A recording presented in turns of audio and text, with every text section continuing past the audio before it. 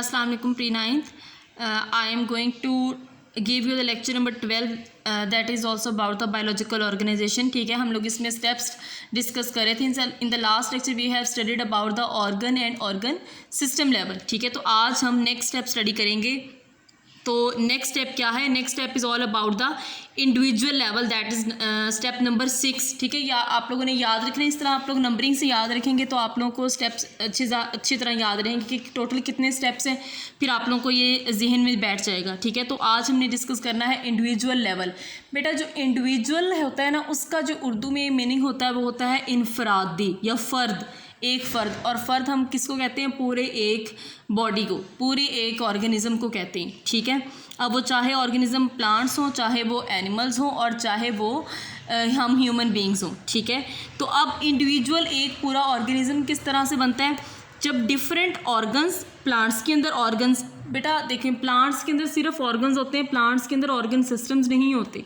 ठीक है, क्योंकि सिर्फ ऑर्गन्स ही होते हैं, क्योंकि मैंने आपको पहले बताया कि उसका जो सिस्टम होता है वो इतना एलैबोरेटिव नहीं होता. तो जब प्लांट्स के अंदर डिफरेंट ऑर्गन्स मिलते हैं और एनिमल्स के अंदर डिफरेंट ऑर्गन सिस्टम्स मिलते हैं, आपस में असेंबल करते हैं. ठीक है, और एक पूरा ऑर्गेनिज़म मिलकर बना देते हैं. इसका मतलब पूरा ऑर्गेनिज़म किन चीज़ों से मिलकर बनता है? ऑर्गन्स एंड ऑर्गन सिस्टम्स से मिलकर बनता है. अब देखें डिफरेंट हमारी बॉडी के अंदर सिस्टम्स होते हैं, digestive system, circulatory system, respiratory system. ठीक है, तो ये सारे सिस्टम्स मिलकर हमारी पूरी एक बॉडी बनाते हैं, जो हमारा पूरा एक वजूद है. ठीक है, इंडिविजुअल लेवल उसको कहते हैं, होल ऑर्गेनिज़म बनाते हैं. अब क्या होता है कि जो हर इंडिविजुअल होता है ना, ठीक है, वो दूसरे इंडिविजुअल से मुख्तलिफ हो सकता है. ठीक है, इन सर्टन एस्पेक्ट्स, जैसे कि उसकी शक्ल डिफरेंट हो सकती है. अब देखें एक ही स्पीशी है, जैसे इंसान है, सारे एक ही स्पीशी है ना. स्पीशी होता है कि एक ही तरह के ऑर्गेनिजम्स. ठीक है, जैसे सब इंसान है तो एक ही स्पीशी होगी. अगर बिल्ली है, बिल्लियाँ, सब बिल्लियाँ, वो एक स्पीशी हो गई. ठीक है, तो हर अब स्पीशी के अंदर डिफरेंट ऑर्गेनिजम्स हो सकते हैं. जैसे इंसान है तो इंसानों के अंदर सारे ऑर्गेनिजम्स जो होते हैं, सारे ह्यूमन बींग्स, वो एक जैसे नहीं होते. ठीक है, तो ये एक इंडिविजुअल की खसूसियत होती है. उसके अलावा इंडिविजुअल्स जितने भी होते हैं ऑर्गेनिजम्स, उसके अंदर जो फंक्शंस होते हैं या प्रोसेस हो रहे होते हैं या जितनी भी एक्टिविटीज़ हो रही होती है वो आपस में कोऑर्डिनेट हुई होती हैं. ठीक है, कोऑर्डिनेशन के अलावा जो ऑर्गेनिज़म है पूरा वो वर्क नहीं कर सकता. मतलब कोऑर्डिनेशन का क्या है कि असल में जो हमारे बॉडी के सारे फंक्शंस हैं वो हमारा ब्रेन कंट्रोल कर रहा होता है. ब्रेन ने सारी बॉडी को कोऑर्डिनेट करना होता है. तो कोऑर्डिनेशन इस तरह से होती है, कोई भी एक फंक्शन परफॉर्म हो रहा है तो साथ साथ दूसरा भी उसके साथ साथ वर्क कर रहा होता है. ठीक है, तो ये होती है कोऑर्डिनेशन. अब एनिमल्स के अंदर भी क्या होता है कि सारे जो सिस्टम्स होते हैं आपस में वो कोऑर्डिनेशन के साथ काम कर रहे होते हैं. जैसे कि इसकी एक हम लोग एग्जांपल ले लेते हैं. अगर कोई इंसान है, ठीक है, तो वो कॉन्टीन्यूसली कोई हार्ड एक्सरसाइज कर रहा होता है. ठीक है, तो जब हम लोग एक्सरसाइज बहुत ज़्यादा कर रहे होते हैं तो हमारे जो मसल्स होते हैं उसके अंदर पे कितना खिंचाव पैदा होता है. ठीक है, और जो रेगुलर एक्सरसाइज नहीं करते तो उनके मसल्स के अंदर पेन भी स्टार्ट हो जाती है. लेकिन जो रेगुलर एक्सरसाइज करते हैं, ठीक है, उनके अंदर ऐसे पेन वगैरह नहीं होती. ठीक है, क्योंकि वो आदी होते हैं. लेकिन ये है कि हमारे मसल्स बहुत ज़्यादा काम कर रहे होते हैं. इसी वजह से जो अब देखिए हमारा जो रेट ऑफ ब्रीदिंग रेट होता है हमारा, हमें सांस फूल जाता है जब हम लोग बहुत ज़्यादा हार्ड एक्सरसाइज करते हैं. ठीक है, तो हमारा जो रेट ऑफ रेस्पिरेशन है, हार्ट बीट हमारी, वो भी तेज़ हो जाती है. इसका मतलब ये होता है कि हमारे सिर्फ अब देखो मसल्स नहीं काम कर रहे, हमारा रेस्पिरेटरी सिस्टम भी तो काम कर रहा है ना. ठीक है, अब रेस्पिरेटरी सिस्टम जब इंक्रीज़ होता है ना तो वो क्या करता है, वो असल में इंक्रीज़ इस वजह से होता है क्योंकि जब बहुत ज़्यादा एक्सरसाइज करते हैं तो हमारे मसल्स को ऑक्सीजन की ज़्यादा ज़रूरत होती है क्योंकि वो बहुत ज़्यादा काम कर रहे होते हैं. ठीक है, तो रेस्पिरेटरी सिस्टम भी इसी वजह से उसकी हार्ट बीट हमारी तेज़ हो जाती है ताकि मसल्स को ऑक्सीजन मिल सके और हम और काम कर सकें. ठीक है, इट्स मीन कि एट अ टाइम दो सिस्टम्स काम कर रहे हैं. रेस्पिरेटरी सिस्टम भी तो काम कर रहा है ना, जैसे जैसे मसल्स काम कर रहे हैं. इस तरह से हमारी बॉडी आपस में कोऑर्डिनेशन में काम करती है. ठीक है, तो ये एक सिंपल सी एग्जांपल थी उसकी कोऑर्डिनेशन की. उसके अलावा ऑर्गेनिज़म की क्या खसूसियत हो सकती है? जो पूरा एक ऑर्गेनिज़म होता है, ठीक है, वो दूसरे ऑर्गेनिज़म के साथ भी तो इंटरेक्ट करता है. जैसे हम ह्यूमन बींग्स, हम आपस में भी तो इंटरेक्शंस करते हैं ना.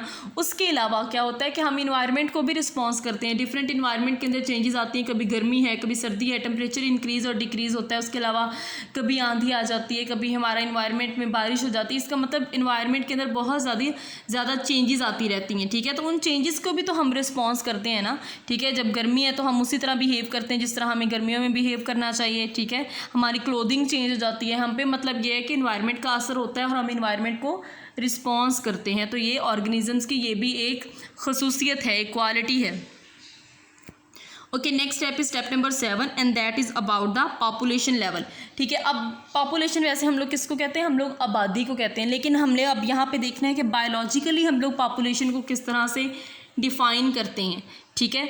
अब पॉपुलेशन को हम लोग किस तरह से डिफ़ाइन करेंगे कि अब हमने पढ़ लिया ऑर्गेनिजम्स तक, तो डेफिनेटली पॉपुलेशन जो होगी वो ऑर्गेनिज्म से मिलकर बनेगी, ठीक है। तो किस तरह से बनेगी, it is defined as a group of organisms of same species located at the same place in the same time, ठीक है। अब आप लोगों ने एक बात यहाँ पे देखनी है कि ग्रुप ऑफ ऑर्गेनिजम्स तो है लेकिन ऑफ सेम स्पीशीज़, जब एक ही स्पीशीज़ के सारे ऑर्गेनिजम्स मिलकर कहीं जगह पे रह रहे होते हैं एक ही वक्त पर एक ही जगह पर, तो वो पॉपुलेशन बनाते हैं। जैसे एक सिटी के अंदर सारे ह्यूमन बीइंग्स रह रहे हैं ना, ठीक है, तो एक ही स्पीशी है ना, सिर्फ ह्यूमंस की स्पीशीज़ है, ठीक है, तो उसको हम लोग कहते हैं कि ये ह्यूमन की पॉपुलेशन है, ठीक है। उसके अलावा अगर आपकी क्लास में सारे बायो के स्टूडेंट्स हैं तो उसको भी हम कहेंगे कि ये एक पॉपुलेशन है, ठीक है।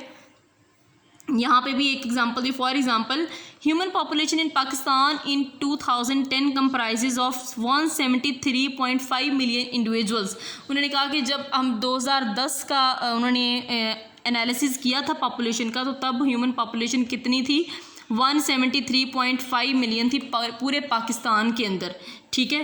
तो अब पूरे पाकिस्तान के अंदर इस वक्त उन्होंने सिर्फ किस चीज़ का एनालिसिस किया है, एक ही स्पीशी का एनालिसिस किया है, ठीक है। वो कौन सी स्पीशी है, ह्यूमंस की स्पीशीज़, ठीक है। इसी तरह से सारी पॉपुलेशन सारी स्पीशीज़ का एनालिसिस हो सकता है, जैसे कि जानवरों में से कैट्स का, डॉग्स का, जितनी भी स्पीशीज़ हैं सबका एनालिसिस हो सकता है। ये उन्होंने यहाँ पे ह्यूमन की पॉपुलेशन का बताया है, ठीक है।